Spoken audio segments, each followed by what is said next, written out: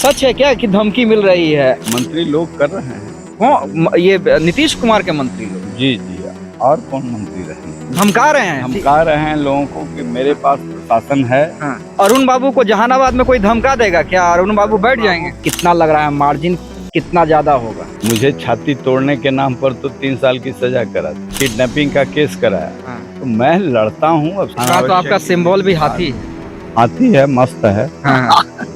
मस्त चाल में चल रहा है। तो तीर और लालटेन से मुकाबला? वो सब तो एक के पैर के नीचे आ जाए, एक ही पैर के नीचे आ जाए। तो ये अपना स्कीम का जांच करावें तो जेल में पहले चल जाएं जो धमकी दे रहे हैं। हाँ। ये सब लुटेरे हैं। इन मंत्रियों से पूछ रही है कि आप इन चोरों के पक्ष में क्यों आए हैं? जो आदमी को मारा है, जो ऑक्सीजन पी गया, जो दवा खा गया, सब ऑक्सीजन के लिए तड़प करके मर गए, ऐसे लोगों के पक्ष में आप क्यों आए हैं? टिकट देते, छोड़ देते।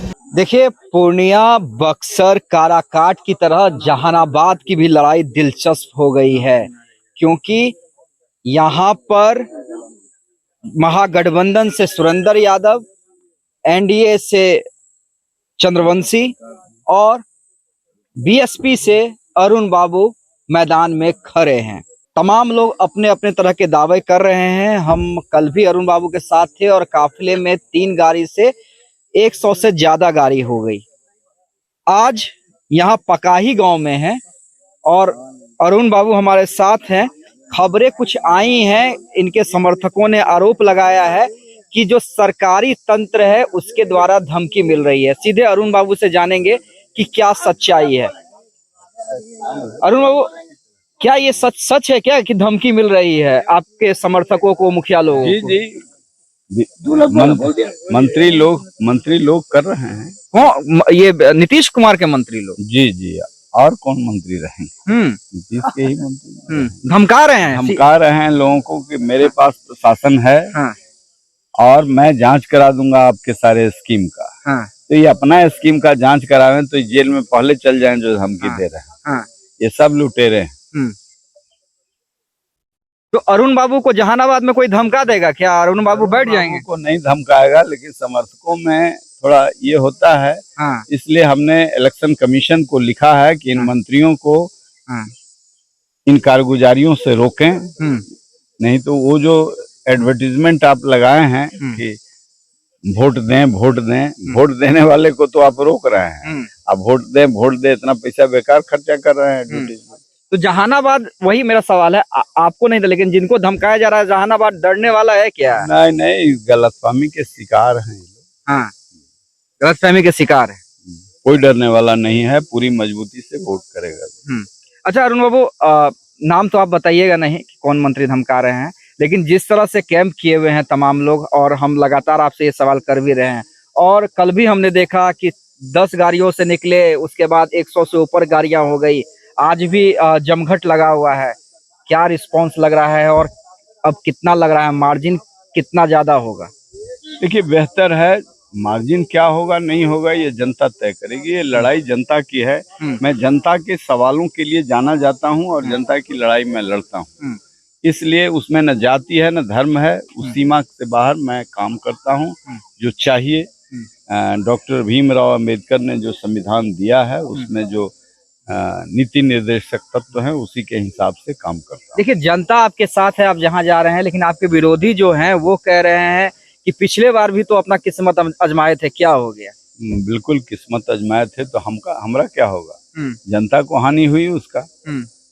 भाई, एक 1640 करोड़ का घोटाला करके ऑक्सीजन बेचने का काम किया, लाइफ सेविंग दवाएं बेची गई। ये सीबीआई कह रहा है, मैं नहीं कह रहा हूँ। न्यायपालिका कह रहा है कि जिस समय लोग कोरोना काल में संकट में थे, एक आदमी को ऑक्सीजन के लिए लोग चंदा करके दे रहे थे, और इनको सरकारी जो ऑक्सीजन दिया गया था उसको लूटने का काम किया, ब्लैक में बेचने का काम किया।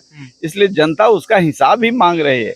इन मंत्रियों से पूछ रही है कि आप इन चोरों के पक्ष में क्यों आए हैं? जो आदमी को मारा है, जो ऑक्सीजन पी गया, जो दवा खा गया, जिसके चलते छोटे छोटे बच्चे, जवान, बूढ़े सब ऑक्सीजन के लिए तड़प करके मर गए, ऐसे लोगों के पक्ष में आप क्यों आए हैं? टिकट देते, छोड़ देते। डॉक्टर लोहिया कहते थे कि यदि पार्टी गलत आदमी को टिकट दे दे तो जनता को अधिकार है कि उसको रिजेक्ट कर दे। फिर आप क्यों आए हैं, ये सवाल खड़ा हो रहा है। तो इस बार रिजेक्ट होंगे पूरी तरह? हमको लगता है, हमको लगता है, लेकिन मैं जजमेंट देने के पद पर नहीं हूँ।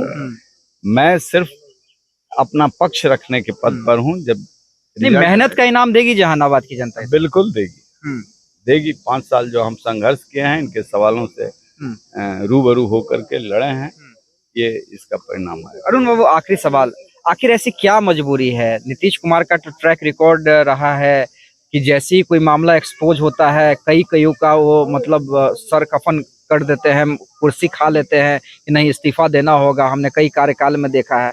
चंद्रवंशी जी से ऐसा क्या प्यार है? कोई जरूर गहरा रिश्ता है। कई ऐसे लोग हैं जिनके साथ उनका गहरा रिश्ता है। तो वो रिश्ता क्या हो सकता है ये आप भी जानते हैं। मुझे छाती तोड़ने के नाम पर तो 3 साल की सजा करा दी, किडनैपिंग का केस कराया। तो मैं लड़ता हूँ। अब सब लोग इसी सवाल को खड़ा करके हम नहीं। इस बार तो आपका सिंबल भी हाथी है। हाथी है, मस्त है। मस्त चाल में चल रहा है। तो तीर और लालटेन से मुकाबला? वो सब तो एक ही पैर के नीचे आ जाएगा। एक ही पैर के नीचे आ जाएगा। तो चलिए, हाथी के एक पैर के नीचे लालटेन और तीर दोनों आ जाएगा, ये कहना है अरुण बाबू का। लगातार जनसंपर्क अभियान, समर्थन मिलता हुआ, लेकिन सबसे बड़ा खुलासा इन्होंने किया है कि सरकारी तंत्र के द्वारा धमकी मिल रही है इनके समर्थकों को, मुखिया लोगों को। हालांकि इससे जहानाबाद डरने वाला नहीं।